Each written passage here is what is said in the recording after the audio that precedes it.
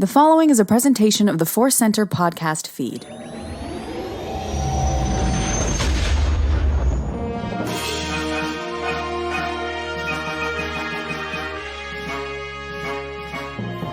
From the center of that galaxy and direct from our galaxy, this is ForceCenter presents OtherCenter. I'm Ken Napzok. I'm Joseph Scrimshaw. And I'm Jennifer Landa. And we are here to have a deep discussion that might go to, well, the other center places it's been going lately. Deep into ourselves. We're going to talk about the art of taking risks, what that means, what we've learned, what we maybe want to do or don't want to do. All those things coming your way here. Before we get to that, we do want to remind you, as always, today's podcast is brought to you by Audible. Get a free audiobook download and a 30-day free trial at audibletrial.com/ForceCenter. Over 180,000 titles to choose from for your iPhone, Android, Kindle, or MP3 player. A little bit later, we'll have a spooky season Audible recommendation we think you should maybe consider trying out on us. Also, we want to continue with our Ask segment, which has been, I think, effective. And it's a risk. Speaking of risk, this was a risk when months ago we decided to maybe we just ask for some of the help we need. Joseph, how's that going and what's our ask? Yeah, we are back to asking about a Patreon.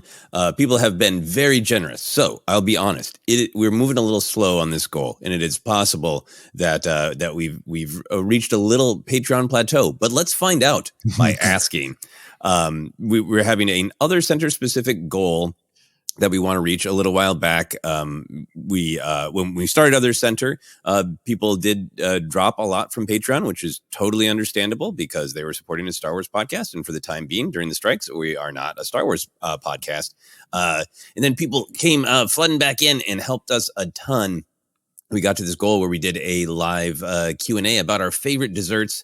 And then we discovered that we could go to one physical location in the actual real world, and the three of us could all sample one another's favorite desserts. So what we want to do is reach this next goal at $2,300 a month. Not twee. I don't know what twee dollars is, but the Wes Anderson bills at $2,300 a month. The three of us will take a field trip to the Grove in Los Angeles, where we can sample cheesecake, donuts, and pie all at once. We're going to do some fun videos, and we'll do a special podcast episode about it. So if that sounds like fun, if you want to support us financially and force us to eat pie, this is your opportunity. Patreon.com/ForceCenter. Yeah, check it out. Check it out. It's important for us as a podcast, of course, but also important for our stomachs and our desires for dessert. So it's all there in one thing. Before we get into the main topic proper, we always like to catch up with life adventures. We'll just start generally saying we understand we're recording this at a time where there's something pretty horrific, challenging, and troubling going on in the world with the situation in Israel and Gaza. We acknowledge it. We understand all angles of this, and we're horrified along with the rest of the world in many different directions. We just want to swing through it, acknowledge it, and try to talk about our own lives. And as trite as that may seem sometimes, but it's important to focus on the little joys that we all have. So unless anyone else has any big sweeping statement there, unless I missed something. No, well said. Well said. Yes. This is a listen first topic for me. Yeah. So I think you said it very well, Ken. Yeah, I always say that there's the balance of the sin of silence versus silently learning, and sometimes it's a razor's edge to walk. But we send our love out to all people hurting and suffering in the world. Talking about life adventures, I'll swing in here with me. It's been a busy, productive week inside my house, and I'm blessed to currently, be able to survive as best I can, as someone who often doesn't have to put on pants to work, just sweatpants. And I was with a friend going for a hike. So I did have workout pants on, and I witnessed a business. He had to take a call from work while we're hiking. He's like, sorry, I got to take this. And, you ever complain about your own life situation, and then you kind of see what someone else is going through, and you're like, you know what? I might be struggling. I don't know where my bills are going to get paid next month, but I don't have to take that call. Walking around, and I was just like, I'm out here. This wasn't my life 6 years ago. And some people like that. He did not. He was a little grumpy on this call. So anyways, that was my lesson for this week, especially in light of always more serious things going on in the world of like, hey, focus on what you got and what you don't have. And that might factor in today's episode too, as well, about taking risks. But it's a small lesson as I've been working hard all week on a lot of things. My comedy album's out there. I finished another song with my songwriting team, and I'm just working really hard to try to do all these things. But, you sometimes feel like, what's the point? Maybe I should go back and get a job. And then my friend says, I got to take this call, and it all feels right. So that was my lesson. Ken, I am asking for myself as your friend, but also to set you up to promote. What day is your album coming out? It's this week, right? It's actually today at this recording, and the episode out later today. Yeah, it was midnight last night, and In My Day, live for the Harrison Pub in London, which was essentially a ForceCenter show. We had a lot of fun. You hear the laughter of ForceCenter friends in the audience. And it was something kind of unplanned. When Joseph and I got there, we realized that there's some really pretty good recording gear. And shout out to our listener and friend, Matty Gunner, to help me kind of smooth it all out with his buddy, Matt Hart. So it's out there. And I want to, I'll plug more at the end of the show, but there's a special edition that includes a bonus interview that I did, Ken Napzok on Ken Napzok, which is the character I play versus my real person self, and some bonus content from a comedy show in San Diego. That's on Bandcamp at kennapzok.bandcamp.com. So thanks for letting me promote. This is part of the risk conversation today. Yes, we will do a second round of plugging at the end. It'll be great. But it's out there. So that's been my life amongst all the stuff going on. Jen, you? I spent the weekend realizing that I am not a Project Runway contestant, and yet every Halloween I think I am, and I decide to make all sorts of stuff. Like, why do I take this on? I went to Joanne. That was my problem. I went to Joann's Fabrics, and I just got overwhelmed, and I ended up buying some fabric because I want to make a Furby costume for myself. Sure. Why? I don't know. No. So I'm there looking at my reference pictures of different Furbies, matching it with fake fur that I'm finding at the fabric store. That's a lot of F's. But I found some good stuff. My daughter wants to be a cat, so I'm making her a tail. And then I was like, on top of it all, I'm going to make a wreath because we need to do something fun for our home. Yeah. So I ended up getting some black pom-pom balls, and I've talked about this before. I finally did it.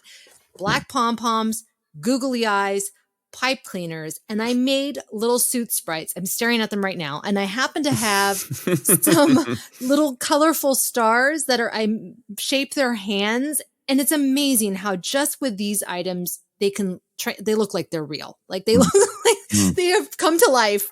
I've been giving them voices, and not just for myself, for my daughters to entertain them.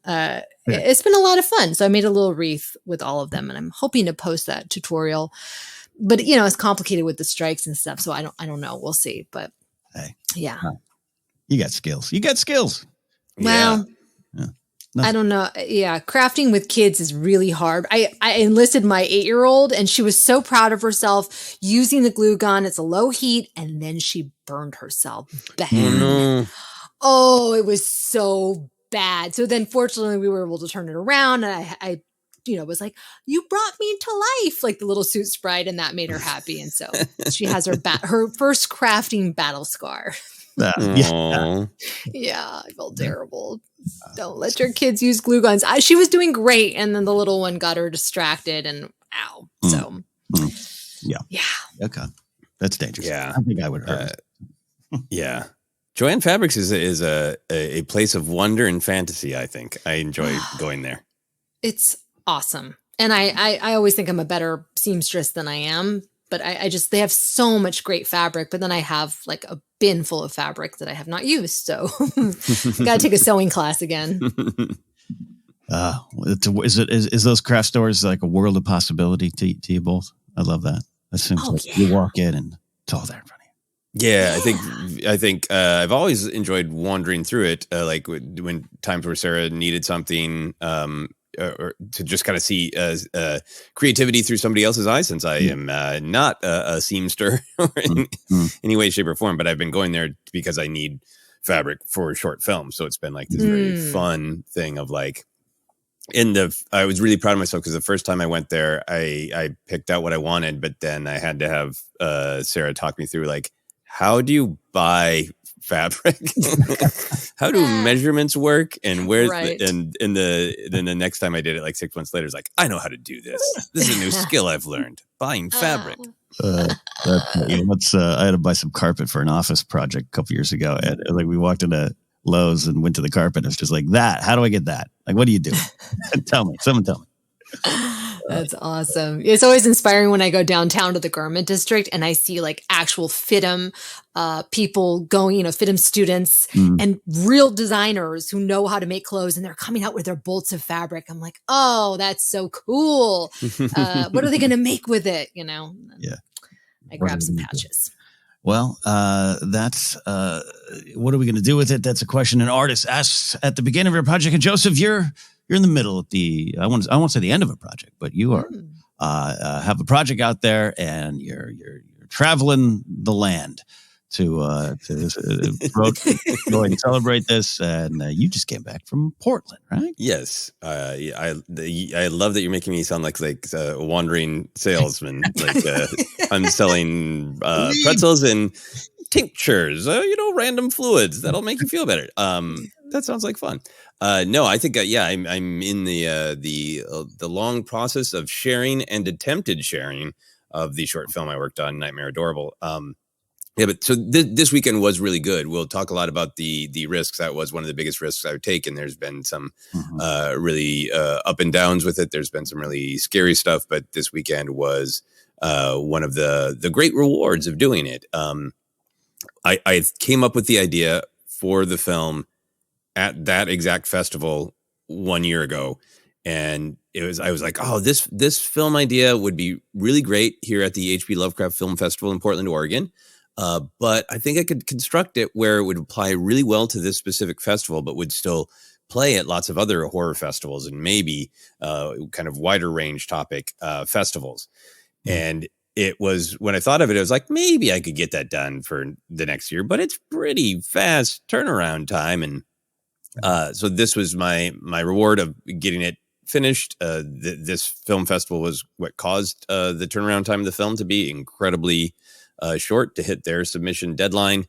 So this was a weekend that I got to sit in the same theater where I came up with the idea and watch it play out on the big screen. And there was definitely like, sort of on pins and needles watching people react to it and worrying about, I mixed that sound cue too low, that kind of like in your head stuff. I will totally admit to some of that. But I really did my best to just sit back and enjoy. And it was really great. If some ForceCenter listeners came out to both the screenings, but if nobody's ever been, it's the Hollywood Theater in Portland, Oregon. And if you want to just see a cool theater, Google it. It's a weird, old, beautiful theater, a great place for spooky stories. And the main theater's got a really nice, really big screen. So it was just so delightful to see it up there on that big screen. And for the first screening in particular, there's the first joke and that's kind of a barometer of like, are people going to go along with this? Yeah. And the first joke got a good laugh, and then the rest of the film, it was really, really fun to see like which things hit. And because it's a horror festival, I was talking about it people this weekend of like, sometimes people talk back to a horror movie in a way that isn't disruptive because it's so engaged with the story. It's not somebody taking a phone call. It's somebody being like, oh no, or what are you doing? Or there's a moment in the film where somebody shouted out, well, that's what you get. That's good. And it was so great. And I meant to tell you this off air first, Ken, but one of your lines, both screens, was one of the biggest laughs. Really, really great, really gratifying. All executed very well. The delivery and the reaction from the audience, perfect. So that was my big adventure. I love Portland. I've been there a lot. It's a fun, weird, unique city. And final thing I'll say is a bunch of friends came, old friends from Minneapolis who I've known for like 25 years. The person who got me into Cosmic Horror at all, like 25 years ago, a comedy partner that I've done things with for 25 years, and got to, meet some new friends that I've only known for a year and some brand new friends. So it was a really great mixing of worlds and a little bit of this is your life, past, present, and future. Oh, wonderful. That's great. Absolutely wonderful. No, pictures look great. That T-shirt looks great. The Nightmare Adorable T-shirt. All ththose things out there. No, wonderful. I had a chance to watch that film here at home and relive some of the horrors of the fun of shooting that. People see that for themselves. Great news. And I know a lot of some ForceCenter listeners and friends. I think Sean Room, who you hung out with London, right? Yeah, he was there. So yeah, had a nice talk with Sean. It was great. That's wonderful. Wonderful. Well, that was a big risk, and that's part of the journey you're on with that. Continued risks, maybe. That's good. But let's get into this main topic here today. Because Joseph was traveling, I'm stepping into the pilot seat of this topic, and I'm excited to do so. And let's get into it. Risks. We all take chances in our lives, and often with every decision, I think a risk or a bit of a chance can be present there. But beyond putting artichoke hearts on pizza, which maybe Jen will answer for, some of the choices have a level of risk that challenges everything about us and comes with high stakes. And I want to just kind of take a look at some of those big moments in our lives and our careers and what that word means to all of us anyways, is where I want to start. So, Joseph, Jennifer, let's dive in. When was the first time in your life that you became aware of the concept of taking risks? Is it something about, did it put you in physical peril? Was it a dare from a friend at school? And what drove you to do it? Did it pay off at all? Jen, where did the word risk first appear in your life? My mother, who did not want me to take risks ever. So it was, don't do that, you could fall. Don't do that, you could, whatever. It was always don't do. So one of the biggest risks I used to take as a kid was climbing trees. I loved climbing trees. And it was always, how high can I get without potentially falling? Thank goodness I never fell. But we used to have a really big tree in our backyard, and I was so proud when I got to the top of it. And then it became that climbing wasn't enough. And for whatever reason, I think I was like 8 or 9, 10, I can't remember. And I think I've shared this before. I used to spy on our neighbors because I was suspicious of them. And I would climb up the tree, and I would take my little notebook and binoculars, and I would spy on them and take notes about what they were up to. And that was like really risky because I knew that I could get caught, obviously. And I mean, I have to wonder if they saw me, this kid sitting in the tree with her notebook and binoculars, writing things down. This is just like we need a whole Nancy Drew series of little Jennifer Landa, investigative reporter in the tree. Yeah, I think that's probably where I was inspired by those books and stuff. So yeah, but that was a very exciting risk as a kid, right? That was actually a little dangerous, and I won't share any more about that because it did go into potentially a bad territory. Well, no pun intended. We'll stop at the little Jenny Landa Young Investigator series of stories. That's great. Yeah, the physical peril, tree climbing, parents maybe trying to mitigate risks. Definitely something I can relate to. But Joseph, you might have a different risk. Just stepping out in a snowstorm as a kid might have been a risk. Well, I think I'm going to guess that the subtitle of this episode could be risks our moms didn't want us to take them. That's right. I think we are all learning. I'm not speaking to universal mother. I mean, specifically, the three of us seem to have all had a little bit of that experience with don't. The first risk I remember taking was entirely a peer pressure dare from neighbor kids. And that was, I think I was about 5. It was a brief window of time that I lived in Portland, Oregon. And one of this is the only time in my life that I had like, it's 10 a.m. on a summer day and everybody goes outside and the neighbor kids all play. I never had that kind of neighborhood community again. And in looking back, it always feels like a sitcom. But there was, I think it was a kid named Sean, who was kind of abrasive. Is the same one who tried to talk me into a bad action figure trade that I resisted. But he dared me to eat a worm. Oh. No. And yeah, but Portland, a very damp place. A lot of Oh worms my crawling gosh. around. A lot of worms. And I don't know. I can't remember if my older brother, who's 3 years older than me, if he was there too, if he was also a part of the bet. But I did it because I didn't want to be, the kid who wouldn't eat a worm. No. Oh And so, I was, did it pay off? This is like a story that I've thought of every once in a while. My brother must have told my nephew, because when my nephew was about 5, he was like, "Is this true? Did you eat a worm?" And I never thought of it. I hadn't thought of it in like years. And I was like, "Why are you asking me this out of the blue? Do I eat worm?" Like, "Oh yeah, no, I did. Your dad must have told you that." Did he come in with like a school newspaper pointing at it? Is this true? Is this true? I was reading the internet and you ate a worm. Like, yeah. So anyway, did it pay off? Not in the reaction that I wanted, because it wasn't like and now we all consider you a big kid and, a risk taker, and like the whole kind of garbage peer pressure thing, I got nothing from. But when I think back on it, and when my nephew was young and asked me about it, he was kind of impressed in a weird, like, gross but awesome. And then I think about it and it's like, well, I think it paid off in that I had a new experience. I know what a worm tastes like. and I didn't die. But I think when I think back on it, that sort of like, obviously, I don't think kids should be like, "Hey, try, juggling razors," or whatever, like they shouldn't do things that are truly, obviously, there's, incredibly dangerous. But just those weird sort of take a risk, explore life, try new things. Like, I think I got something, I think it paid off in that way. Cause now that I have, now that I'm older and wrestling with stagnation, it helps to remember, where's the kid who ate a worm? Does he still live inside you? That's just wonderful.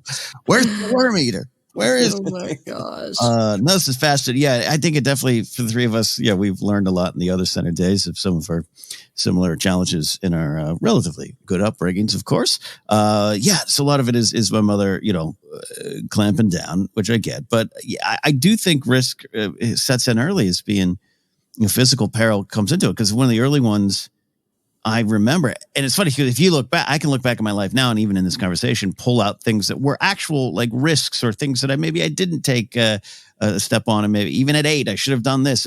But the one I remember is like in the back of my church, there was like a little playground. This is when I had moved up north here, so it wasn't the same church, Jen, that you and I went to apparently growing up.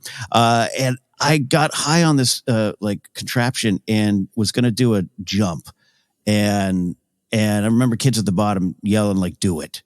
And I do remember having a moment, and there's an older, it's a reference to an older wrestler, Jimmy Superfly Snuka was big at the time, and he'd get up on the top rope and do a big splash. And I just was like, I'm going to do it like Jimmy Snuka, and just kids telling me to do it. And me in my head having this, like, this could go wrong, but I'm going to do it. And I did it. And it was probably a 5-foot jump, but as a kid, it felt 50. And that's why an early moment of there's column A and column B, and road A and road B. Which one are you going to take? And it was one of the early memories of this could go bad, but I'm going to do it. And then it grows from there. And how did it feel? Did you treasure that feeling of taking the risk?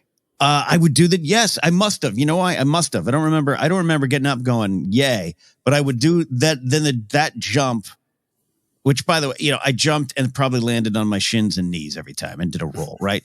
But it felt like I was just a stuntman extraordinaire. But that became part of my my repertoire on the playground. Like, I can do the jump. Like, I got the jump. I can do it. And so, I felt, you know what? And maybe you're right. Maybe, Joseph, I should be asking myself more, where's the kid who jumped? Where's the kid who jumped off the playground in the church? And it kind of starts with there, and it goes from there. And the follow-up question, and we already maybe kind of touched on, is were any of us risk takers as kids? Because outside of that, I was absolutely not a risk taker. And try to follow every rule and try to sit in class silently. And none of those things I think are wrong, but absolutely where I knew some of the other kids around me were the risk takers, were the wild ones. And Jen, other than climbing in trees and apparently spying on the neighborhood and taking notes, it doesn't seem like you were a risk taker, right? No, exactly. I was not. I was just like you, wanting to be the good kid in class, listen, show the teacher I'm listening. And it wasn't until I was in high school that I was like, I don't want to be a risk taker. But then I was thinking about it and I realized that I used to do piano competitions often as a kid. That was kind of a risk. Granted, it wasn't my choice, but like every time you go and perform, you don't know what's going to happen. You don't know if you're going to mess up. You don't know if you're going to win first place. And so I kind of got used to taking risks. Maybe that's why I didn't like that type of risk, because it was like, what if all my hard work and I make a big mistake and everyone hears it? That was kind of a scary risk, I think. So I got mixed messages. Take a risk, but don't climb trees. Right. Yeah. It, again, maybe it all comes down to emergency room visits and right. avoid them. Joseph, I imagine you, like us, not much maybe a risk taker's kid, but did you push kids to any risks? I don't think Jen and I did, but I can't imagine you were like, hey, I ate a worm once. Maybe you all should consider that. No, I can't. No, I don't think I did any of trying to convince other kids to do weird things. Yeah, this was really interesting to think through and put a label on it as yes or no. I was a risk taker as a kid, because I think I had, as we've talked about, a mother who became increasingly more worried about everything in life. But I also had, my brother, who it was wonderful in some ways to have a brother 3 years older than you, because we were old enough, we were close enough to be close and to share many things. But also he was really like, this baby knows nothing. I will have to tell him everything. And there were parts of that were absolutely wonderful. I have beautiful memories of him teaching me to read, because he was tired of me not being able to read the comic books with him, teaching me to read the bad puns that Mr. Fantastic was making on the back of an electric company magazine. But then I think as I got old enough, even I'm talking like 7, 8, he took risks, and then he found out the hard way, and then he told me not to do it. And as I got older, I realized I don't like not already knowing that it's not going to work out, because then I don't take any of the risks myself. Right. So I think there were times where I really wanted to take risks because I just needed to find out for myself. So there were things that I did. Like I remember in 4th grade, many kids were trying to learn to break dance, and there was some fear that I would hurt myself if I tried to learn to break dance. And the only thing I really learned is I just did it, is doing a flip, where basically, you throw yourself forward with enough momentum so you land flat on your back. And one kid was doing it and he's like, I bet you can't do that. And I was like, yeah, I can. And I did. And then I showed my brother, and he's like, if you land wrong, you're going to break your neck. And like, oh yeah, I could die. So I kept doing it, but it wasn't as fun after, once the reality was in there a little bit. So there were definitely some risk taking moments, and there's some things that scared me. I remember, this was like 2nd grade. There were some monkey bars that people sort of crossed in a dangerous way that was like a leap. And I didn't want to do it. And I can't believe this wasn't scripted. This makes me feel like the universe is being written. The girl I liked crawled out to the place that I was afraid to go and said, you should jump over here. And it's like, I can't, I'm scared. And then another kid did and crawled over there, and she looked at me and then kissed the other kid, like a little, 2-year-old peck on the lips. But it really was like, gosh, scaredy cats don't get love. That one I think has stuck with me. Oh my gosh. That's it. Oh, this was, I need an animated OtherCenter children's show, like just our lives. Yes. So, a quick follow up to this one too, especially for Jen, and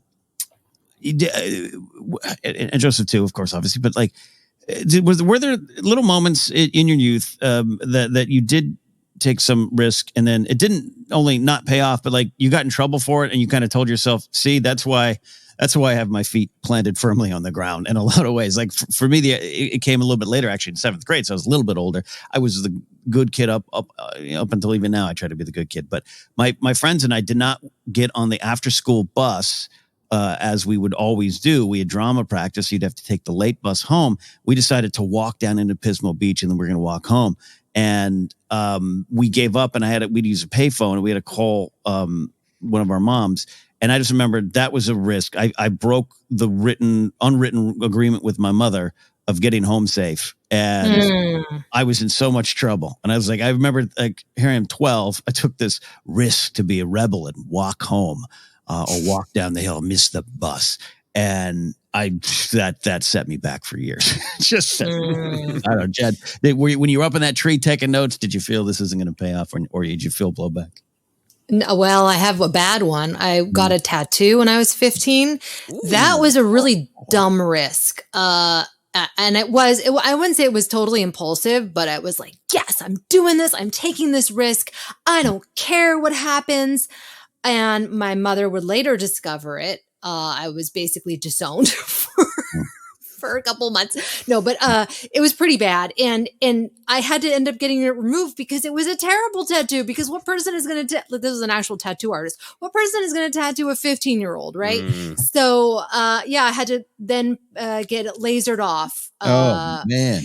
And then I went and, like a dummy, I got another tattoo that I can't get rid of. In fact, the laser lady was like, I'm so sorry, it's purple, and the lasers don't really attack the purple pigment. So I have this Barbaloot bear from the Lorax on my ankle that looks like a big old bruise. And that was the dumbest risk I could have ever taken. But I mean, this sounds like a connected narrative that you were made to get rid of one and you went out and got another one. Sounds a little like you were trying to reassert yourself. No, I actually my mom didn't discover it until I had both of them. Oh, okay. She didn't know about the second one. She only knew about the first one on my back, and that was one, and that was actually the least. I don't want to say offensive, but just it was like a fairy. It was black and gray. It was actually not that bad. Right. The one on my ankle is a Barbaloot bear throwing a truffle of fruit. Like, if you've read the Lorax, but that's what happens when you're 16 getting a tattoo. That's what happens. Don't take that risk, 16-year-olds. Yeah. and now you just tell your kids, oh, it's a bruise. I hit my ankle. Exactly. Yes. It's a really distinctive shape. It won't clear up all these years. Fuzzy bear. Fascinating tales from our youth. And as I was putting this together, I wanted to go where this all kind of starts, risks and dares and all that kind of stuff. But then I wanted to jump ahead and jump in a big way and ask you, I'll start with you, Joseph, how do you personally define like what makes something risky as opposed to just a big decision? And maybe they're never separated. Maybe every decision does have some sort of risk, and that's the game, and that's the catch. I was trying to define this for myself, but where do you go? Yeah, I mean, I think any sort of big decision, any big life decision is a risk because I think to me, risk is being aware of both the positive consequences and the negative consequences of can I handle the risk of the negative consequences, or can I actually handle those negative consequences if the worst comes true in order to get to the possible benefit and, being able to define both of those things. I think for me, like what makes something risky as opposed to just a big decision is being really, really aware of what the actual stakes are. And being able to actually tell yourself dig down honestly. We were talking about the times where the risks didn't pan out, and our moms were right, kind of thing. I remember this like hot flood of shame. That's like because your mom or what other parent or a friend or society or whatever, like you did a big leap, to impress the kids at school, and your pants ripped and everybody points and laughs at you, right? Yeah. And you feel this hot flood of shame. And the actual risk in the end isn't bad because maybe you got a bad nickname for a couple of years. Yeah. But you grow up and it becomes a funny story and something you made it through and all that. And I think so often when we're as adults, there's still like physical risks that we can take. But when we're talking about life decisions, which is what I feel your question is about, Ken, a lot of it I think is we're not assessing bodily injury, we're assessing the fear of loss, the fear of shame, the fear of rejection, because we're old enough to know what those things feel like. And that hot flood of shame is like this little monster that lives in your memory. And I think that to me is one of the big important things is what are the actual real physical consequences? Is there actual bodily risk? Will I lose a lot of money? Will I lose an old way of life? Will I truly, truly lose something? Or is it that hot flood of shame monster just lurking? Yep. No, that's wonderful. It touches on kind of where I was going in a beautiful way of yes, I think to answer my own question, I think every decision has a little bit of risk. Of course, you got to weigh it. And sometimes there's the real, absolute, this could be a loss, this could be a gain. And then there's the ones that you're describing. The hot flood of shame could be the subtitle of this episode of is that the real risk? Is it just a risk imagined? Putting something out there, any piece of art into the world. That there's not necessarily a risk. I'm not going to, I can only gain. I can't lose. But in my head, it is people are going to hate me. Right. And that's very real. And it's something we'll battle, but versus I've lost my home, right. And so that's where I try to find the ground. And it's not always clear, Jen, right? It's Joseph's hot flood of shame is a great way to look at it. That is a really, it's a really, really great point. You put it so well. I mean, and that's the thing, which we're going to talk about in a little bit. Like as you get older, like when you're a kid, I feel like you want to fit in so badly, and like breaking your arm, you're like, I'll bounce back. But being humiliated in front of your peers, it can, like, you can be literally, like emotionally scarred for that for years and carry it with you through adulthood. And so that is where it's almost like can be paralyzing. Like, I don't want to take that risk because I don't want to be embarrassed. I don't want people to see that I'm weird or that I'm different. And I feel like that was why as a kid, not only did I not want to break my arm, but I also wanted so desperately to fit in. Like I wanted to be accepted. I wanted to be seen that I wasn't different. And then I got to a point where I was like, F it. I am a weirdo. I am different. I can't hide this anymore. And then I went to like the other extreme, which is, what we've talked about in other center episodes where I was embracing and now embracing my weirdness. But yeah, that hot flood of shame. I can feel that right now. It is powerful. It is. It's the emotional hot spits. Yeah. And there's something I look at people around me who are, I don't want to say successful because that means money or this and that, and that might be part of it. But there's people who are doing. I look and go, I think they're doing well. I like what they're doing, and I just see in them the ability to not worry too much about what people think, and worry about what people think of you is an okay trait to me. Like having some self-awareness is a different conversation, different trait. But you know what I mean? Just of like, all right, they're sitting down in front of a camera and they're putting themselves out there and they are comfortable in that. I see it night after night in stand-up comedy shows, or even comics that might not have the best sets or might even have the best material. Like there's a quiet confidence and hey, what's the worst that can happen? I could die and it's not going to happen. And I admire that. where sometimes that what we're all discussing here creeps up far too much in my life versus the actual risks versus the actual like, all right, can I pay rent if this goes wrong? Right. Yeah, financial risk is very real. Yeah. Ken, I don't know if you answered your own question about, do you think there's any difference between a big decision and a risk?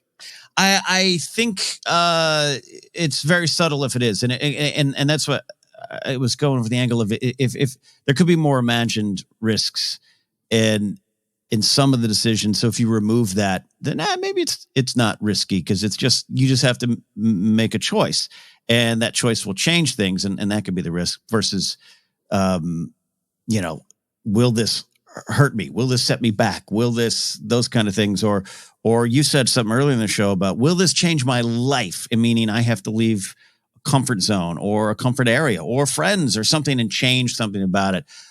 So it's a fine line. I just think maybe for me personally, there's sometimes where I'm like, I don't know if I should do that. And I hem and haw and I wait and I wait and I wait. And the only thing I'm really measuring is people might not like me. Yeah. Right. Yeah. Right. That's a real fear. Yeah. Mm-hmm. Not the risk. Maybe I'm making it out there.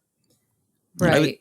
I was talking to some friends this weekend about the popularity of multiverse stories, and I think because there's multiple books that have popped up, and multiple sliding doors kinds of movies, and I think part of that is a function of the superhero genre has made everybody your grandma now knows what a multiverse is and can describe it to you, so it's no longer a scary weird concept that executives are going to say no to, but I think part of the reason that it's a compelling narrative is that I think I have this theory that social media has exposed us to all the life paths we could have taken. Yes. So, for example, choosing to or not to have kids. If you're on a specific career path, but you're following your friends who are doing the thing that you decided not to do.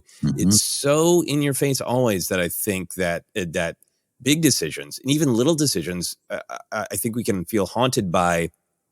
I'm losing something I don't even know. I'm losing the imagination of what if I became a software engineer instead of an airline pilot, and it's just like all of these, we're so aware of all these branches of what we could be that are at every decision. And we're watching imagined things die and having anxiety about them because we don't have time to do everything we want to do. That's right. That's a wonderful point of just, it's all out there. Right. So, yeah. And you can get down on yourself when maybe like I was in and out of pro wrestling for years. And there was a thought of like, I was pretty good at certain aspects of it. The talk and the stories and managing that kind of thing. And what if I applied myself? What if I took that risk? And I didn't. Right. And then I saw some friends who did, who hit the top of the popper most and worked for WWE and stuff like that. And at the end of the day, that was absolutely not for me. So I lose that when I see some of the tweets. Your immediate reaction is, oh, I didn't take that risk. I don't even know if that's what I wanted to do. It probably isn't what I wanted to do. And it just becomes harder, and you get more down on yourself sometimes whenever you don't need to. And somewhere there's a pro wrestler, Ken, in some reality going, I wish I had a podcast and a comedy album. Yeah, absolutely. Big stuff here as we get into it, and from our relatively safe childhoods to where we are now in lives and careers and moving cross country, just what you did alone, Joseph, of having a pretty solid set to put your feet on, a solid foundation in Minnesota and Minneapolis, and then going, all right, LA's up. I mean, that's huge. Jen, kids, that's huge, but also career stuff and tattoos apparently, and some of the stuff even I've done, and moving to the brave choice to move 2 hours down a freeway. How do we approach something risky? That's actually risky. How do you approach taking that risk? How do you push past any doubts to take it, Jen, or maybe other times where you failed to do that? I think the thing that I've learned and the people that I admire are people that really are themselves and own their choices. There is nothing more enjoyable than to be around somebody who's comfortable with themselves. Mm-hmm. And they can be, weird, eccentric, or not weird. And if they are who they are and they're okay with it, then it's nice to be around them, or you can at least have a conversation with them.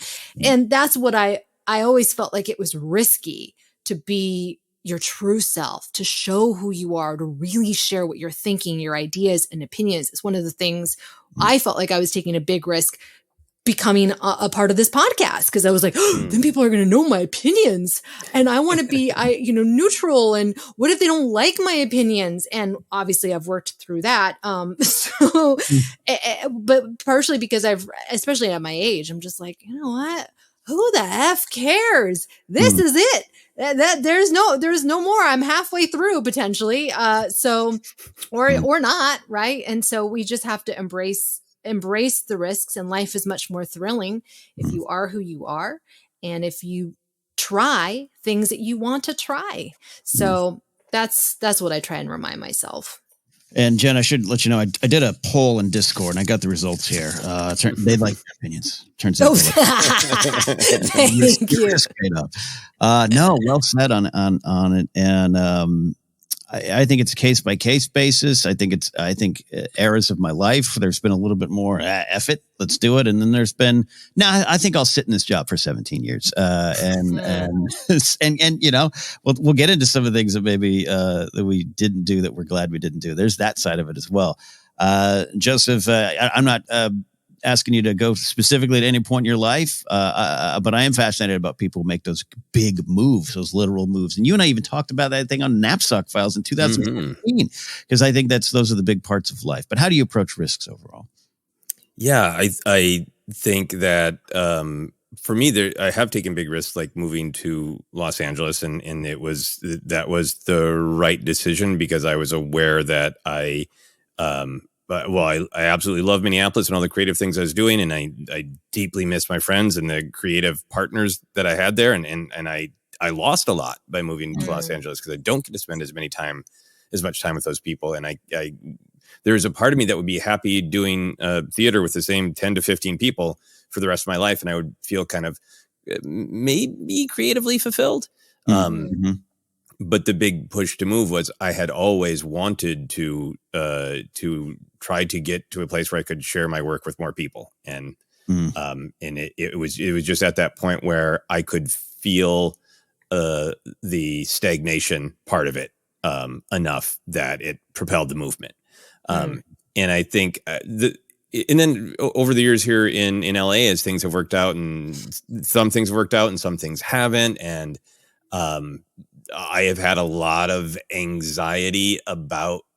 bad anxiety about choices, because I am feeling that, like, if I turn, I've literally had it this bad.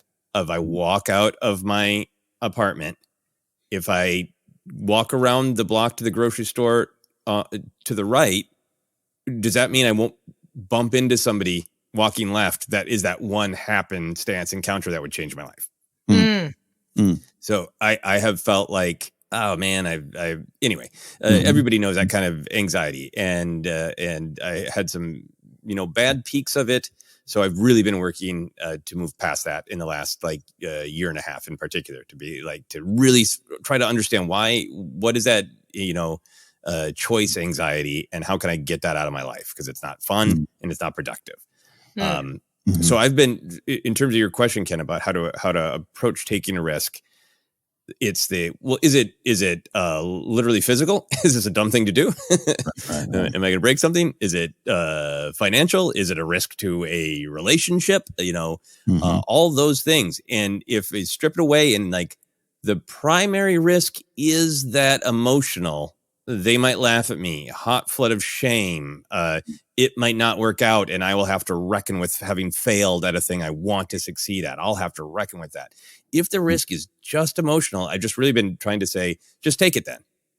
Because an emotional risk is a risk, but there's no way to do things and push yourself past it. So I think the fear of the fear is often worse than the actual thing.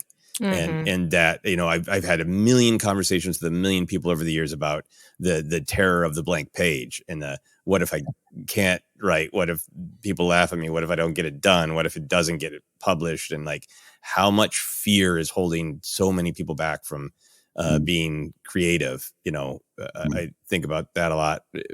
Final thing is I've just been walking more, like literally for my exercise, just walking. And I even sometimes have some anxiety about that of like, I have a tiny bladder. What if I end up somewhere like where there's no bathroom, or like, what if I get lost? What if, I shouldn't be taking this much time.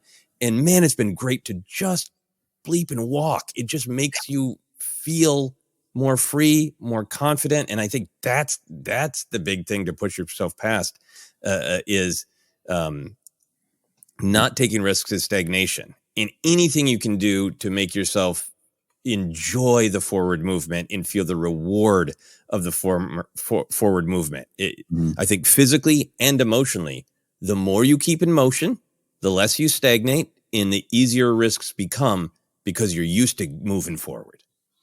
This is great stuff. No, I absolutely love it. And just even going, I was going to add some follow-ups for like some of the actual like mechanical things, the actual like list and you were right. Do you do a pro and con? And I don't do a lot of that kind of stuff, but I do the walk. I do the drive. I do the, let me get out of the normal routine. And that does clear the head. And if you out there have the ability to do that, and not everyone can take a walk, not everyone can get in a car for various reasons, but if there's a way to just, how do I break from what is normal to what is just a moment in the sun, so to speak, is a real big thing that I use. It's a real big tool about, I need to go for this walk. Other than, it helps my fitness app tell me I'm doing it. But yeah, like, or even sometimes I'll do especially if I need to push past some doubt on writing, I will go to a public location because I fear everyone is watching me and I have to write, which is a silly trick. That's great. Make your fears work for you.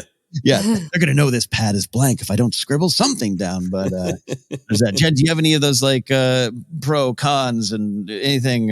How do you get through that?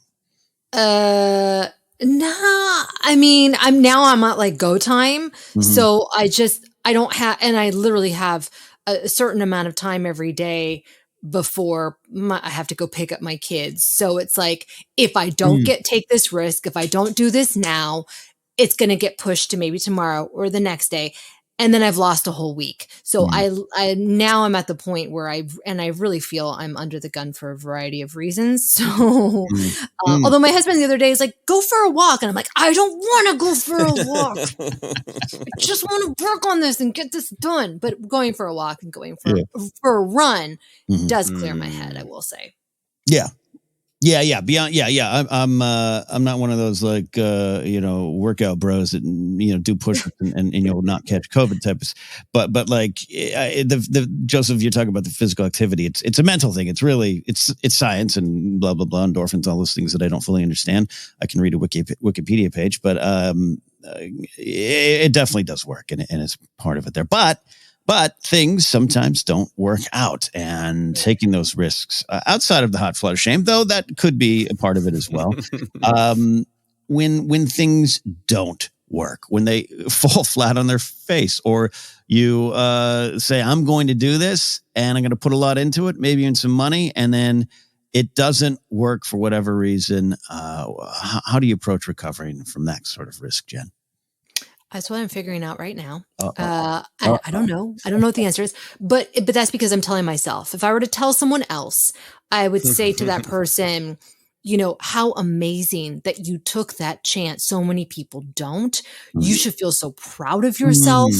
Know that you can, this is a learning experience. It's not a failure. You're going to take that and you're going to do something even greater because you're going to learn from this past and from this experience. So the best thing you can do is just continue moving forward and don't look back. Just keep going. Yeah.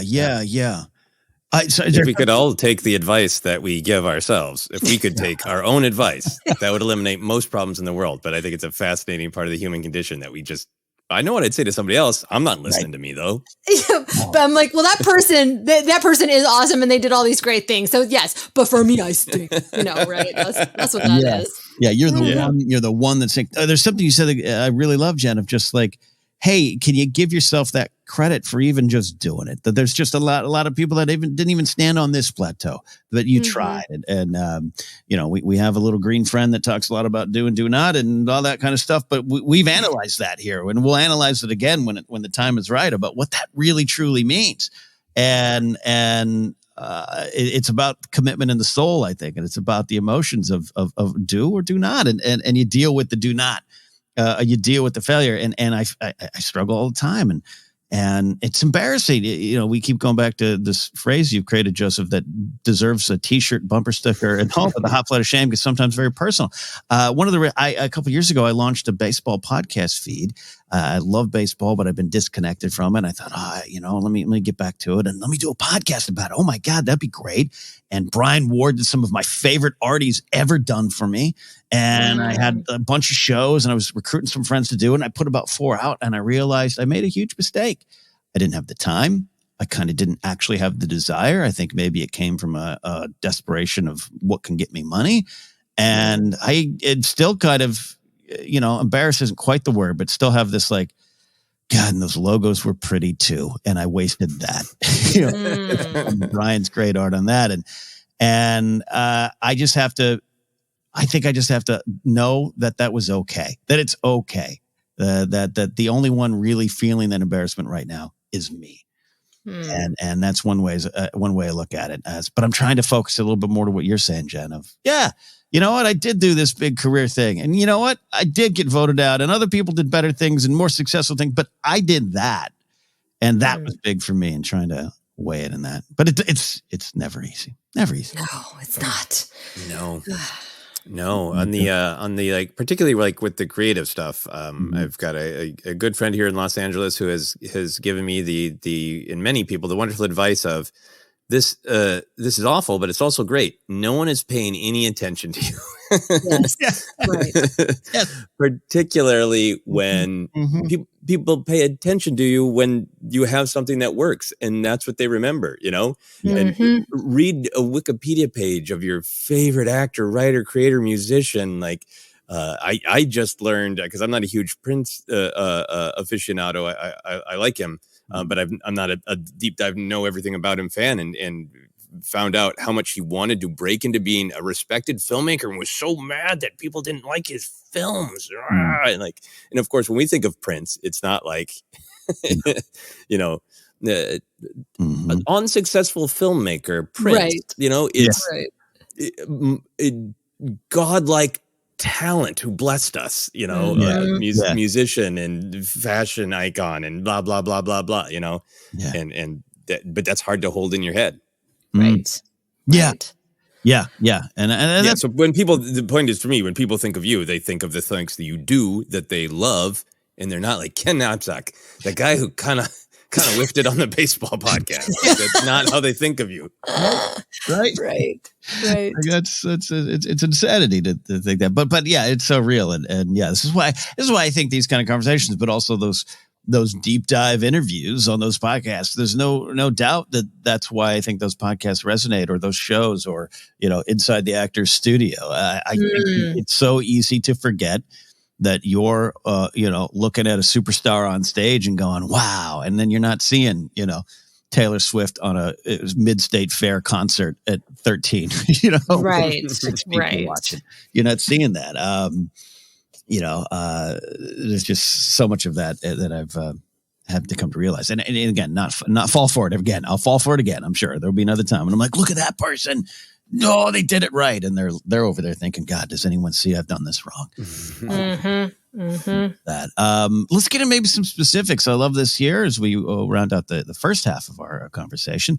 What is a big risk or big risk that you're glad you didn't take, or on the other side, one you wished you had taken? So sometimes, and I'll start. There's an example of one I'm glad I didn't take. I hated my job early on from the beginning. After about 2 years, it wasn't as fun. And one of the reasons was I saw other people doing comedy and sketch and things. And then, well, that's what I want. And I still got this job and blah, blah, blah. And I wrapped myself around that. That almost became my identity more than the entertaining side or the artist side. But I had an opportunity to maybe interview and take another job. It was mine to take at another company in another place. And it would have just put my career. You don't know. It's the sliding door thing. Who knows who I would have met? Who knows? Like you said, Joseph, I turn the corner and meet someone that changes my life. Who knows? But I always go back to that moment of I'm glad I didn't take that job because it was a decision that would have been made out of despair, a little panic, a little not the actual answer, just a distraction from what I really maybe needed to do, which was to maybe work a little harder on my art, maybe take more of the risks on the artistic side, like those friends I was watching. And I go back to this about 2002.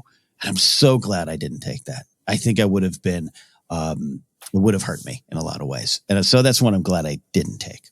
Yeah. And any glad you didn't or wish you did? Well, one I thought of recently, I was with Pedro Pascal. He went to an Orange County Performing Arts High School that I was thinking about going to. That would have been cool, but maybe I could have met him.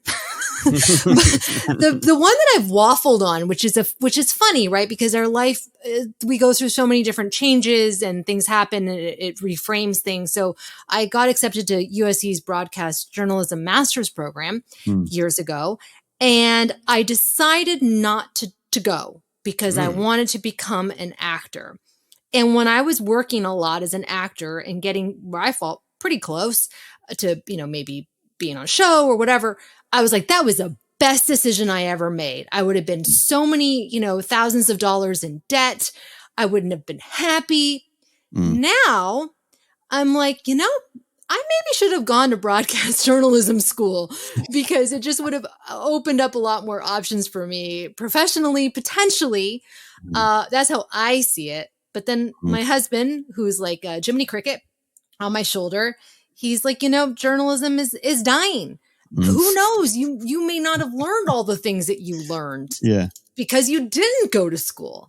So it is a sliding doors kind of thing. What are the possibilities? And I have a tendency to be a little bit negative, some might say. So it doesn't help. But, who knows? Maybe 5 years from now, I'll be like, I'm so glad I didn't go to broadcast journalism school. Yeah, no, that's fascinating. Yeah. The sliding door thing is a big effect. And that's part of, I think, not even outside of the risk conversation of kind of being here now okay, I am here and realizing every failure, every step, every success leads you to here. And that's right. The destiny conversation. It isn't so magical. You pull the sword and everything's great. It's just that you have some more decisions because you are here. So yeah, you never know. Joseph, you've taken some big risks lately in your life, but any ones you glad you didn't take or ones you wished you had? Yeah, I mean, it can kind of both in I think a major one for the sliding doors we've talked about and a little bit and joked about because I think we have some similarity in it, Ken, of I'm going to get on Saturday Night Live. Yeah. I had talked, I met one true friend in college because I had already, friend groups outside of it, and the University of Minnesota is big and I didn't live on campus, so blah, blah, blah. But anyway, still Facebook friends with her. She's great. She was kind of a world traveler because her dad was some sort of got free tickets. So anyway, I remember telling her because she was like, so yeah, you're doing comedy. What are you going to do when you graduate? And I was like, I'm going to move to New York and I'm going to try to audition for Saturday Night Live. And I didn't because by the time I graduated, I had this community in Minneapolis that I really loved and I didn't want to leave. And I felt like I was lacking community growing up for the most part. I only ever had kind of a handful of friends, not like a robust community. I never had an extended family really. So that's one where I look back on on this one side of my whole life, I wish that I had not settled for you're getting to be creative. That's good enough. And not had a sort of someday I'll aim higher. I wish I would have started, just out of the gate, the highest possible thing that can be achieved. I'm going to try to do that. Right. Because why not shoot for it? Why not? Mm-hmm.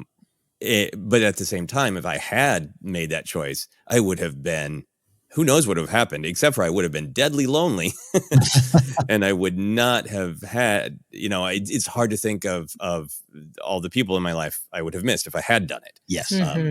Including, my wife. Yeah. So I think about those kind of choices a lot, where I wish I would have pursued my career differently, but I don't know that I wish I would have actually made that specific choice. I am right there with you on it, of course. And you're right. There's some similarities because, we're one of 2 million people that have had the thought, I'm going to be Saturday Night Live, but I failed in that regard, not because I got voted out of the Groundlings or it wasn't, good enough sketch player. It wasn't that.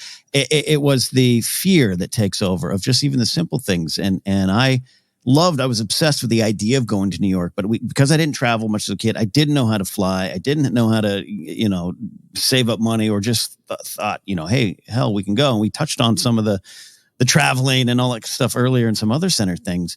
And I didn't do it because it was fear. And then it's funny, 8 years ago this week, because thank you, Facebook, for reminding me of the memory. I was in New York for work for the first time. October 2015, me and Dan Murrow out there for some Screen Junkies work. And Dan had been in New York several times, and he was taking me around. And we went to 30 Rock.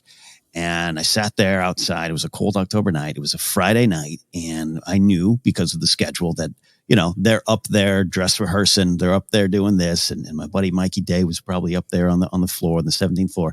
And I started just crying. And I cried not because, I wasn't good enough to get on that show. There's millions of people not good enough to get on the show, or who didn't get onto it for various reasons, like you're talking, Joseph, of like, you never know. But it hit me that I didn't take any risks related to that pursuit out of fear. And that really bummed me. That really bummed me. It does not mean I would have been Saturday Night Live. And you're right. You can make a list of people I wouldn't have met or things I wouldn't have accomplished. And that's part of, again, being here now. But I just felt I let myself down because a simple fear of, I don't know how to go to New York. Even if Lorne Michaels called me, I don't even know how to do that.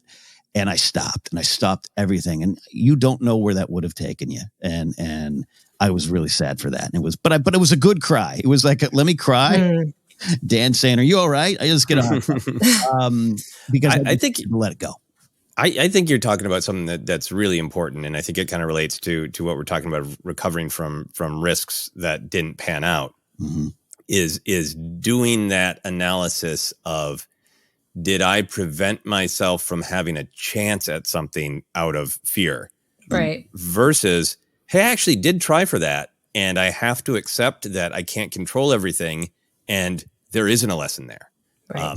And I feel like with some of my performing stuff and some of my stand-up stuff in particular, when I moved to Los Angeles, there's some stuff I realized I really like my wife, I don't want to hang out at a club every night at the bar and become such a barfly that they eventually book me, which is what people kept telling me to do. Like, well, come here and drink every night. And like, don't wanna, not gonna. So that's my choice. That's my fault. But I will also say that I had a couple of good opportunities that got me to LA, that got me things that I really appreciate. I still have friends and fans from some of those opportunities. But I had a couple opportunities that I could not have possibly done a better job. And the people who could continue to book me just didn't. And there's nothing I can do about it. That part wasn't under my control. I don't know why it happened. And there's the lesson in life where you try something and you don't do a good job and you go like, oh, what can I do better? And then sometimes you absolutely killed it. And it's just life that it didn't work out, and you can't control that. And in some ways that's harder because we don't have as many, we have a million wonderful stories about you tried, you failed, you learned a lesson, and the next time you succeeded. We don't have as many tales about like the hero pulled the sword from the stone and cut the monster in half and it didn't work. What are you going to do? Right. That's life, but that happens in real life all the time of I did nothing wrong, but it didn't work. And so I think what you're saying, Ken, about like, I think you probably did do a good job at Groundlings, and it's a subjective opinion. Yeah. So that part of it is just a thing that you can't control. Yeah. But the fear part of it is the parts that you can control. Yeah. And I just had to let it go. I love that there's an alternate reality where about 2007, you and I run into each other at a diner near 35. You say, hey, do you like Star Wars? I'm like, yeah, I kind of really like the prequel. Oh, okay. Yeah, no, it's all this rich tapestry of working through this stuff. We are going to end this first half of this conversation, though, with a definite positive thing. Risks that work and risks that pan out, or just risks that maybe, hey, didn't work it out exactly as planned, but you're overjoyed you took those risks. And Joseph, do you have any of those on? How does it scale? Is there less of these larger ones, or is there more? No, I think there's a ton of risks that I'm overjoyed I took. I think, just getting into performance and putting yourself out there is a risk. And I think what Jennifer was saying about just reminding yourself that doing anything that you want to do, creating something, going on a trip that you're scared of, just the doing it is a reward. And that can be hard to keep in your mind, but I think that's real important. I think for me, the risk that I'm overjoyed I took is working on films, in this one in particular right now that I'm working on. The Nightmare Adorable was a risk because I knew it was going to stretch a lot of things. It was going to be a time stress, a financial stress. For me, it was stressful, the amount of help that I needed to ask from people, and it did kind of stretch me to the breaking point to get it done. But what helped me on that one, and it's the reason that I'm overjoyed that I took it, is that I just actually did pay attention to like some of the behind the scenes and the stories of other people who had done scary things, of like, yeah, this is a terrifying amount of work. It's terrifying that it won't get done. It's terrifying that it'll fail and no one will like it. And that's okay. The goal isn't to just never be terrified. Yeah. The goal is to handle the terror. And working on this film for 3 months, it was really, really hard. And there was lots of terror. And I just had to get better at being like, you have to just keep jumping off of little mini cliff after mini cliff, because that is the only way to make something like this. And that I'm not saying like, I'm healed. Putting the brightest reward is it exists forever. Yeah. People could discover it after I'm dead, and they couldn't before. And it's so wonderful every time it is accepted to a film festival. Hurts real bad every time one of those rejections comes in. But I think that was just a really valuable lesson for me about trying not to stagnate and not being like, I just need to reach this level of imaginary success where nothing's scary anymore, but rather say a part of making something is kind of being in a constant little dance with your own fears. And it's not about entirely making them go away. It's about not letting them stop you. So true. Constant dance with those little fears. Love all that. Love everything you're saying there. And yeah, the constant cliff diving is a new challenge there. Jen, anything for you that comes to mind? Things that you're overjoyed you did, and it can't just be talk about Star Wars with these two schlubs. Yeah, related would be that I tried cosplaying years ago, and I took that risk. And I remember thinking, who am I to cosplay and whatever? And people are going to think this Death Star skirt is really weird, and I don't know if anybody's going to get it. And I thought, let me just try it, and I'm just going to go have fun.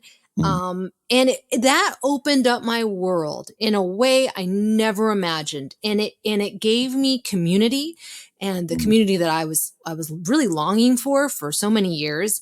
And it was the first time where I felt like my weirdness was embraced, and I met other like-minded weirdos, and it was wonderful. And these are people that I've become friends with.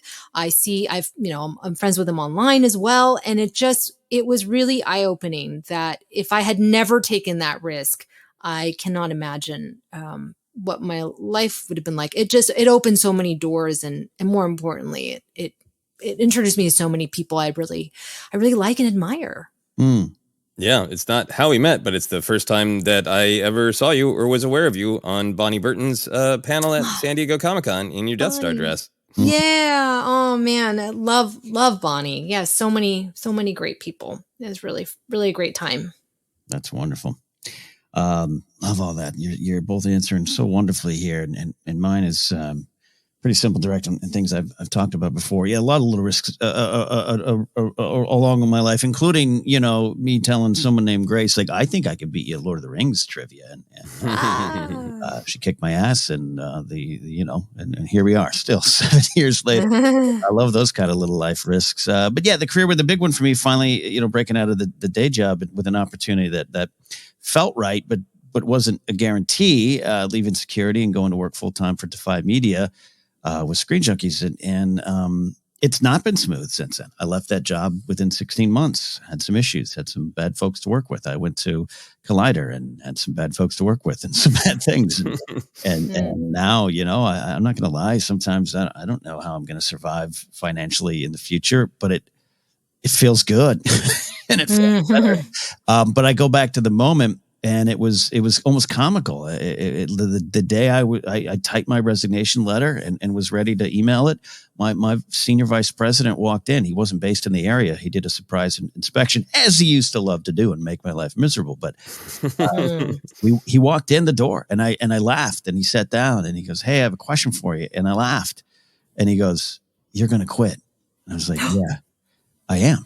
I got my resignation, and he said, "Well, let me tell you why I'm here. I'm not here for a surprise inspection." Though, truth, he always did. But he goes, "I'm here to offer you a promotion," and it was a $30,000 a year promotion. Wow! To a regional security manager job, and I said, no, I didn't even take time to think about it. The debate had happened before, and there was a great conversation I had with a friend of mine who's an LAPD detective who's since passed away.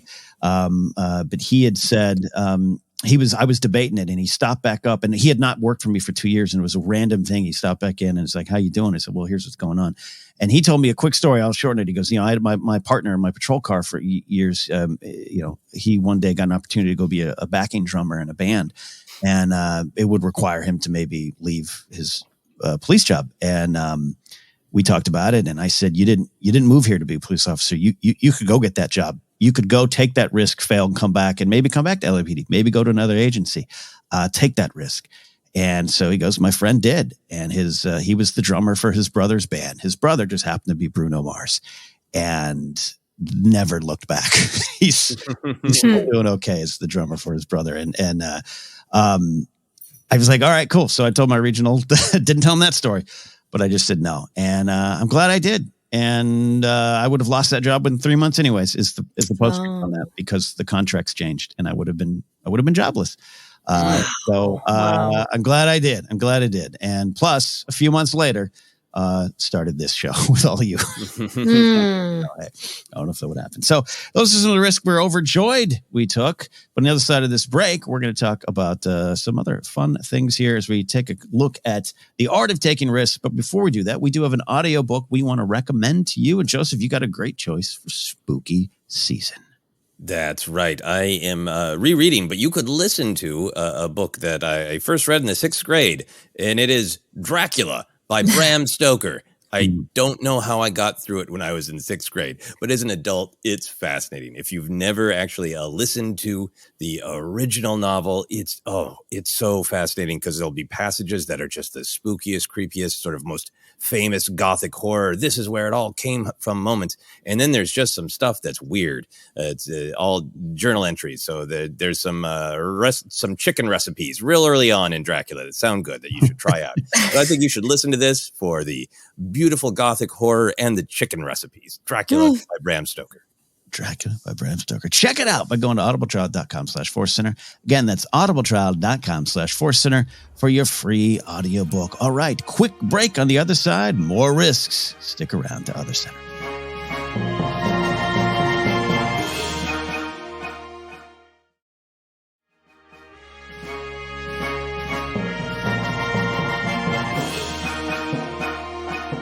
Welcome back to ForceCenter Presents OtherCenter. I'm Ken Napzok with Joseph Scrimshaw, Jennifer Landa. We are taking a look at the art of taking risks, and maybe taking the risks you didn't want to take, or succeeding or failing, and all the things in between. It's been a fun conversation. Deep at times, as always.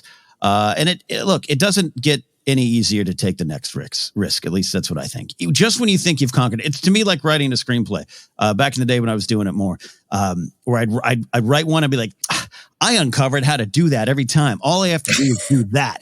I do 19 post index cards. I do this, and then I get to the next one, and I was like, oh, that's not working for this story. So what do you try to take from previous risks, good or bad, while going forward, Jen? That is a great question. I have a few risks that are on the horizon, but I think the thing is that as you get older, like you guys have been mentioning, there's more to lose in some sense, whether it's financially, time-wise, where it's like, I don't have as much time. Do I want to potentially invest 6 months into this when I could be doing something else? Oh, physically, could I actually physically hurt myself if I go snowboarding, right?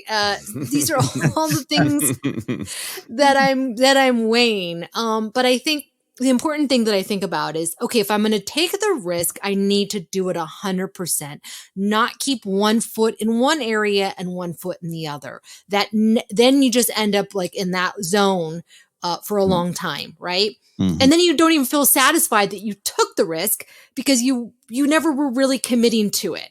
So if I'm going to do a risk now, I say, okay, I'm going to do this. And it kind of does feel more like a big decision, weighing the pros and cons, and then I'm going to go for it. So that's what I try and do now, is just commit 100%. I like that. Yeah, that's a little bit of a do or do not type of thing, I think. Right. Yeah. One foot in, not 1 foot out. That's great stuff. Joseph, as always, you've had some wonderful things today. A bumper sticker statement that will live forever. Yeah, I mean, I think risks are always going to come with some fear, or else they wouldn't be risks. But I think they actually can get better. Like, this is not a thing that's going to end up on T-shirts, but it's almost like, when you're playing a video game and you learn to like chain attacks, and if you don't give, it's almost like performing of like, if you have a show that you do once a month and it goes well every month, but a month is enough time in between that you start to have some performance anxiety before the next one. But if you're in like a play that's running, Thursday through Sunday, 5 shows, you just get in the rhythm of it, and it goes away because you're doing it again and again and again. And it's just, it's second nature. Yeah. And I do think trying to take more risks, and you're still aware of them. You're still, especially emotional risks. You're still aware of them, but I think if you can kind of chain attacks, and like I jumped off a cliff yesterday and it was fine. Or I jumped off the cliff and I did hit my head on the side of the rock. So I'm going to try to jump differently today, but I lived, Yeah. So I think trying to get yourself in a mindset of doing that is great. And then specifically, I think your great question, Ken, of what you take. I think, thinking through actual lessons of, could I learn anything from a past thing like this? Is the benefit of age. Sometimes you'll know, like, yeah, no, that's not going to work, and I know it. But then I think thinking through the good risks, I think about this particularly for creative stuff, and I obsess on that because that's my life and the life of a lot of people I know. But there is all that fear of starting a creative project, because it is all the, will I waste my time? Will the hot flood of shame, will people laugh at me? I think in some ways the hot flood of shame from ourselves of, I think of myself as a good writer. What if I find out I'm wrong? Right. What if I, ruin some of my own, self-identity, all that stuff. I think the best way to get past that is, when you say jump off a cliff, that can be scary or that can be fun. And I think it works so well to try to think about it as fun. It's actually freeing to go, I have no idea how I'm going to get out of this one, but let's go. That's fun. The feeling of freedom of, I don't know how I'm going to land, but this is what a cocky badass I am. I think I'll figure out a way. If you let yourself feel that way about yourself when you throw yourself off the cliff, I think that's the great way to start. And again, I'm talking much more about emotional risks, not actually physically throwing yourself off a cliff or snowboarding. I'm not doing that myself. Not worth the risk of leg breaking. I don't think I'd get so much out of it that it would be worth breaking my leg. So right. Yeah. Yeah, look, I still won't ride a motorcycle, snowboard, ski. I'm good with not taking those risks. It's the other thing. No, you're saying both say wonderful things, and momentum and repetition, and even just with stand up, I don't go up as much as other performers as I should, because kind of what you talked about earlier. It's like how late do you want to be out every night to try to do this? It's a hard choice. But like, yeah, I got these shows in New York this week, and it's like I have to get back on the bicycle after a couple of weeks, right? And it's like, wait, what do I say? What do I do? And it's just harder. So momentum, repetition, those are things. And just knowing what's an actual limit might be the biggest thing, and what's an actual obstacle versus something I've put in front of me. That's kind of where I am now, whether it's a creative thing or a choice, related to job, money, finances, or anything like that, or health. Just like what are my limits? Going back to that podcast example of starting a baseball podcast that was very aggressive and ambitious, knowing that I just should have known. And now I know if I start something new, it's monthly, or it's something I want to do versus something I feel like, well, I guess I better. And that's I look going forward. And, hopefully as you get older, that, the old, if it doesn't kill you, it only makes you stronger thing. That's a whimsical surface level piece of advice, but also there's some truth to it that I take. So that's right. Mm-hmm. We, as we start to look towards the end of this conversation, are in the middle of an ongoing risk, and taking it to this podcast. We had the decision to turn ForceCenter into OtherCenter during the still at this moment ongoing SAG-AFTRA strike. WGA is officially ratified and over, but we are still covering the things we normally did versus in the WGA strike, because that was the situation. SAG entered and it changed the game. We probably could have found some loopholes. We probably could have wiggled and roomed away around the issue, but we decided not to. And I wanted to go into it because it is one of the bigger risks that I think I've been involved in. And it's not a life-changing, world-shattering risk for everyone else outside these walls. But for us, it caused a lot of concern. And I wanted to work through it, and what were our individual fears and doubts at the start, and where are we right now? We hopefully see a little light at the end of the tunnel, and hopefully we can get back to what we normally did, but we'll be forever changed in good ways, I think. But where are we at, Jen? Individual fears and doubts. Where did it start? I thought naively, I thought that other people would join us in not talking about Star Wars. And I was actually surprised that we were one of the few not talking about Star Wars, even though we're a Star Wars podcast. That's when I started to get a little nervous. And I thought, this is actually a risk. Are people going to tune in? And through the live streams, especially, and seeing just how you all listening is the reason why this risk has paid off, in my opinion, is that you all were there to kind of like to jump with us, so to speak, right? We did it together, and it feels so nice that, I don't know, that we can talk about other things beyond Star Wars, because it's something I'm personally dealing with right now through this strike, where I have not talked about Star Wars in any capacity, and I haven't watched Ahsoka. And that's been a huge part of my life for so long. And I'm like, who am I outside of Star Wars? What is my quote unquote brand? Do people like what I have to say beyond Star Wars? And I'm still kind of figuring that out. And I honestly don't know, but I personally feel good about this risk and about, being my own person. And yes, Star Wars is a part of that, but I'm so much more than that. Yeah, it was. I'm not happy we had to take the break for those affected way more directly the strikes than I, including you, Jen, including my fiance Grace. But it was a good pause, a taking of the deep breath to look around and go, who am I right now? And do I want to keep doing something out of love or out of, well, this is what I do? And it's there's a love there that I've definitely been reminded of. But yeah, for me, and I want to be clear here. This isn't. There's a lot of people we know who continue to cover it because they were less affected, but they continue to be supportive of it, and I want to make sure that's clear. But I cannot lie. I was like, "Yay, we're doing this!" And then I looked around, and by the way, that "yay" was not a easy earned yay, but it was like, "All right, we're doing this." And I looked around, and Andre Meadows wasn't. Heroes Reforged. they had stopped and us, and it seemed about it. and I just went, what? Yeah, oh no. And I had a moment of, yeah. to quote Job from a Struck Work show, we've made a huge mistake. Exactly.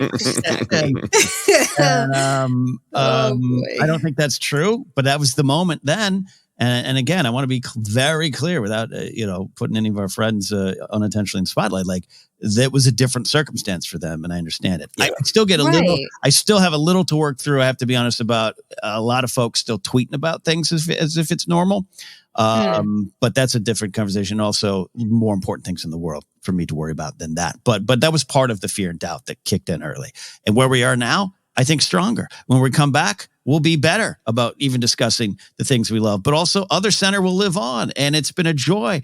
To the Landa revelations, from a propaganda punk fan like you are, Jen, to discover that you and I almost grew up around the corner from each other during a period of time. It's fascinating, Joseph. I felt I know you, and I've known you for 9 years, but to get to hear more specific stuff from you has been an absolute joy as well. So that's where I am now. You take a risk, you might gain.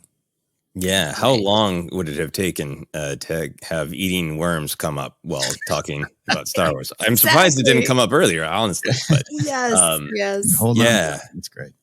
Yeah, I think the fears were definitely multifaceted. I think one of the things about ForceCenter is we work hard. Particularly, we really ramped up during the height of the pandemic and got up to those 4 episodes a week. We put a lot of work into this, but ForceCenter has been one of the things in my life that has always just been smooth. I have had creative works that have, for theater, for great attendance, or a viral tweet. I've had great success, but I've also had lots of, like, I believe in the art, and I'm begging people to support it, because it's just not, it for the few people who love it, it's hitting, but man, it's hard to reach people. And ForceCenter was just one of those sort of unbelievable of, like, well, we put it out there, and then just people started listening, and more people listened, and we started a Patreon, and people came in. And I'm not saying it was just always easy, but it worked. It was like, I put in work and I get back this reward. Yeah. How easy is that? And consistently on a schedule with reliable friends, So are you really going to take the one thing in your professional life that's just entirely smooth and rough it up? Like that? There was that. Definitely the fear of disappointing listeners. And some listeners have been disappointed and have stopped listening. But not, frankly, nowhere near as many as I was concerned. Their financial fears. We've worked hard to get ad sales connected, and the kind support on Patreon, and this makes a difference in our lives. And the fear of losing that felt very, very real. But then I think right when we had to make the decision, I was in the middle of doing a lot of cliff jumping.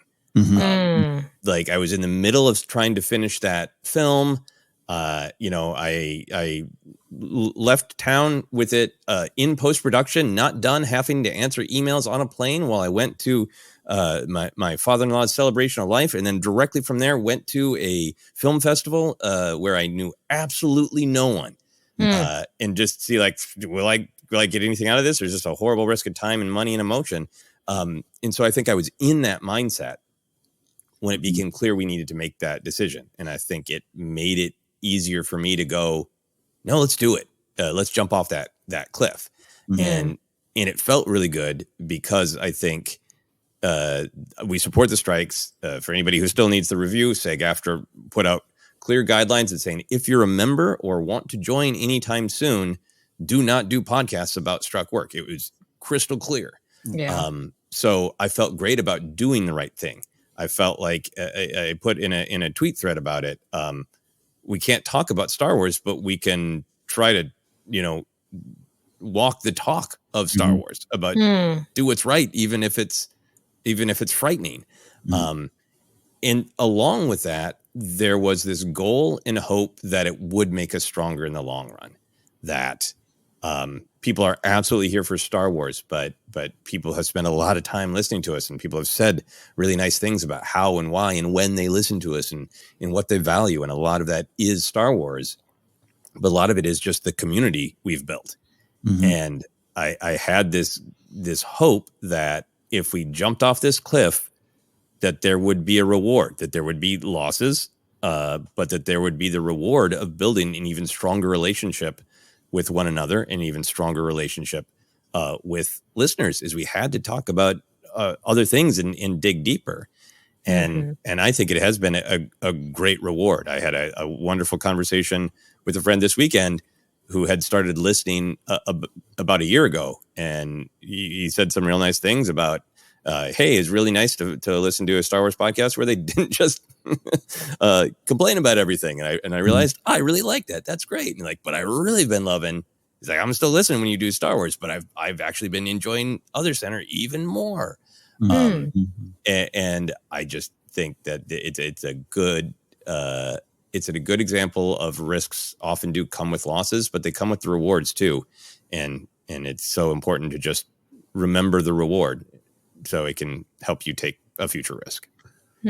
Yeah, well said. And I didn't put this question in here to do any kind of, we're not patting ourselves on the back. We're not trying to make anyone else feel weird about their decisions. But this was a conversation about risk. And I want to make sure we're not like the three on the hill where other people are going, say, look how easy it was for them. This was hard. This was scary. This is how I pay some bills. And I was also in a period of my life where some of the other sources of how I pay my bills were vanishing or were on shaky ground. And in fact, did lose one of those jobs about 2 weeks ago. And so we don't swear much around these parts. So I'm going to say it. So I'll warn you all. But there was a morning I woke up and I was like, we're fucked. We have to do this. By the way, there was never a decision, especially once Jen got some more clear guidelines. It was like, nah, we're not leaving her behind and we've got to do this. But I thought, oh no. This is trouble. But then, Joseph will give you a ton of credit for saying some good things that made sense. And here we are. But I want you all to know that you got something in your life. You got something you're thinking about. You got some hard decision you're making. We're right there with you. We have those bleep. Like Joseph said earlier, of all the things in my career, my entertainment career that began 25 plus years ago with radio, because I lost that job. This is the only thing that's worked. This is the only thing that is, like Joseph described, consistent. 9 years to the point where we're doing 4 shows a week, and took some time and energy, but it was fun. It was good and it was rewarding and it felt good. And you go to conventions, people shake your hands and you feel yay. And then all of a sudden it was like, oh man, we're throwing this on the fire when other people weren't, and it was, it's been a lesson for me to learn all over again. So like Joseph said, more cliffs to dive off of in front. We are almost done. I swear we're almost done. This has been a lot of fun working through things, but I wanted to have a little bit of a lighter ending to this here because it can get deep when you're talking about risks. I call this risk rapid fire. A simple, what would you rather do? And I tried to come up with some, things that seem equal, but we'll see. So, Jen, I'll start with you here. Rapid fire answer with a description, leading, explaining your choice. Explanation, not description. Bungee jump or skydive? Bungee jump, because I'd worry that my parachute wouldn't open if I skydived. That's fair. That's fair. Bungee jump or skydive? Bungee jump, simply because I think it'll be a little easier on my knees. That's a wonderful thing there. I'm going to go with skydive. I have a fear of falling, but I love heights and I love flying. But bungee jumping, I don't trust the people strapping me in. I don't trust the cord. And then I have a stupid, naive feeling that, hey, if my parachute doesn't work, maybe I can find a way to flap my arms and land in a tree. Not true at all. But I also think, skydive would be the answer. All right. A new haircut or a new bolder fashion choice, Joseph? New fashion choice. I want to wear more rings and I want to have more tattoos and I want to push myself to do those things. Maybe I'll get a matching tattoo for Jennifer's blue purple bruise bear. Barbaloo bear. Oh my I gosh. love that. I love that. I'll jump in and say I've had a bad relationship with hair my entire life. I had a lot of bad haircuts, but new fashion choices have been more rewarding. And by that, I mean, I got some lo-fi choices. I looked across at Joseph and went, all black. Look at my friend Eric Bass. I was like, he wears the same clothes every time I see him. I'm doing that. And I'm putting some colorful shoes in. And I'm just going to wear colorful beanies and hide my hair. And I'm liking this. And I'm content. I even got two new shirts from New York. If you're in New York and going to see me, I got 2 brand new T-shirts I'm going to wear. Full colors on them. So I'll go with that anytime. Jen, I'll be honest, the weight of a fashion choice and a hair choice might have a little bit more ramifications for you because of the world that we live in. But what is your choice? Definitely fashion choice, because I once cut my hair like Gwyneth Paltrow in sliding doors when that was in style. And that was fine. But as I've learned from messing around with my hair, it just takes a lot longer for it to grow out when you're like sick of the shortcut. So not going to do that again. Nope. That's amazing. That's wonderful there. That movie's, we're not supposed to talk about it. I own it on. Oh, that's right. I own it on VHS. That's how much. Oh, you do. All right, final one here for me here. Order a different food item at your favorite restaurant, or try a new restaurant. Joseph, I got to start with you because I had you in mind. Try a new restaurant, and then I can discover at that restaurant what my one favorite food item is at that restaurant, and never order anything different. Exactly. Oh, fantastic. Jen, where are you going with this? That's like literally my answer. Try a new restaurant so I can discover my new dish that I'm going to order every time I go to that restaurant. It's my answer too. I like, or get back to some old favorites. Damon's and Glendale I got to get to in a while. But I'll liken it to my friend Jay and I used to talk about music on podcasts years ago, and he said one time we were those type of music collectors where every Tuesday we're out getting the new music, and we take record and CD buying trips together. And he said to me one time, because I am haunted by the fact that my new favorite song is out there and I haven't discovered it yet. And that is me with meals as well. It was me with music. I even wrote an article about it back in the day. But yes, a new restaurant. Like, I have not gone to Musso and Frank, which is a sin in this town. And Joseph and I have talked about getting over there, and I'm like, what am I going to love there that becomes my version of my smokehouse every meal? So, yeah, I'm going with that one. We're going to leave with this one here. Jen, this is big. We're signing out. What is one piece of advice for anyone out there about to take a risk? Don't get in the entertainment industry. I'm kidding. No, go for it. The longer you hem and haw about, I don't know if I'm going to do it, the harder it's going to be to take that risk, because your responsibilities may change. You're going to get older, and you might just become more comfortable where you are. But when you start to feel that urge that you want to do something, you have a passion for it, go for it 100%, really do it, work at it. And then if it doesn't pan out, be okay with closing the chapter and say, I'm so glad that's a chapter in my book. You can look back on those fun memories and start a new chapter. Wonderful. That's great. That's some great advice. Start a new chapter if you need to there. Joseph, final piece of advice for anyone out there about to take a risk.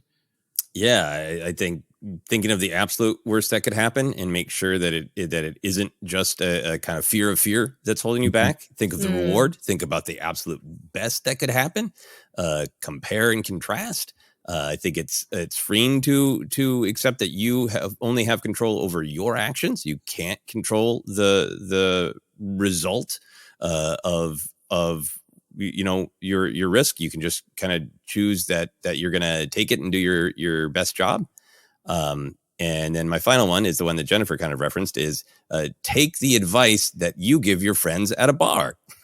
Yeah, that's wonderful. Good stuff. Bar advice always works out. One final thing for me, the advice I'd say, and this is something I hate to cross promote with an interview I did last week on my Blathering channel, my Blathering conversation, my pal Matt Knudsen, who actually just put out a great book himself. He's a stand-up comic. I think it was like a Buddhist philosophy, a part of it there, more details on the interview, but he talked about joyous pursuits. And that hit me even in our interview of when you're taking these risks, where's the joy in it? What's the desire? And what do you really want to do? And I had touched upon it earlier. There have been times where I've made a decision based out of desperation or out of, I think I need to do this, versus what do I actually want to do? And yes, there's some things that sometimes life reminds you need to, in terms of survival or taking care or being responsible. But in terms of the big risks, relationship choices, moving, having kids, anything, like, is this part of a joyous pursuit? Is this a joyous pursuit? Or is it something you feel, shrug, I guess I better do it. And that's one of the things that I'm at and then where I'm at right now. So a lot of advice out there for all of you. Listen to your own advice is a good one too. That's great. Well, we're out of here today. Thank you for listening. Thank you for going on this risky journey with us with OtherCenter. It does mean a lot. It really, truly does. And the risk goes on as OtherCenter continues. Here's where you can find us as we begin to sign on out of here. We're on Twitter at ForceCenterPod. We're on Threads as well. That's a dusty landscape right now. So go to Hive as well, where we're there as well. Facebook pages, podcast. We're on YouTube and Instagram as well. Podcasts available on Acast, iHeartRadio, and many other spots. Merch available, tpublic.com/user/ForceCenter. And you can support us directly at patreon.com/ForceCenter. If you'd like, get bonus episodes, all those kind of cool things over there. Personal plugs and donations. I'll start briefly. You follow me at Ken Napzok. Go to kennapzok.com for information on upcoming comedy shows. I'm in New York this week with Mark Ellis, Jen Sturger, Kyle Lewis, and Vincent Chang. Great lineup at the New York Comedy Club. Come see us. I think Thursday show's more open than the Friday. Then yes, from there on my website, you can link to places like Bandcamp, where I have my comedy special album, I guess you could call it an audio album, available on Apple, Amazon Music, Spotify, all the places. But I highly encourage you, and just kind of short of begging, want you to consider checking out the special edition at kennapzok.bandcamp.com. Has over 30 minutes of bonus material, a special episode of my show Saturday Night Napzok, and an additional comedy set from San Diego Comic-Con, in addition to the main one recorded live in London in April. So that's where you can find all that. Jen, where can they find and follow you? You can find and follow me on TikTok at Jennifer Landa 1138, YouTube and Instagram, where I am diving headfirst into a lot of risks, and I'm embracing my weird self, like loving the McNugget buddies from McDonald's. Weird. But I love them. I love them. That's wonderful. Joseph, take us home with all your things you're doing and where they can get that cool t-shirt. I'm excited for the McNugget buddy phase of the Landa revolution. This is great. You can find me on all the social media at Joseph Scrimshaw is my handle everywhere. And you can go to my website, josephscrimshaw.com, to find a couple things. First, I'm going to piggyback on Ken's big day because I have several albums on Bandcamp, and I don't do a good job of promoting them. And very honestly, the production company I started needs more funds to submit to more film festivals. So if you buy a comedy album, it's not just buying an album. It is directly helping me right now apply to film festivals that I won't otherwise be able to afford. So while you're going to Bandcamp, you're on the site anyway. You can go over to josephscrimshaw.com or .bandcamp.com and check out all the different albums there. If you want to catch the short film, The Nightmare Adorable, that is playing at a couple different festivals, details on some of those ones coming up. There's one coming up in Iowa, one coming up in Bulgaria, more to be announced soon. And all that information is on my website, josephscrimshaw.com, as well as a link to Bandcamp right there on my website. Wonderful stuff. Yeah, check out Bandcamp. It's a great place to support independent artists directly with, yes, some money goes to Bandcamp, but it's a great way. And there's a reason in this world where Spotify pays you 1 cent for things that you do. The reason a lot of people are on there, including us. In fact, Joseph was my inspiration to look at that a little bit further. So check out both stuff there. That is it. We're out there. Hey, a lot of darkness, a lot of pain, a lot of suffering in the world. Choose empathy, put some kindness out there. Do all those kind of things to make someone's day a little bit better. We'll see you next time here on OtherCenter.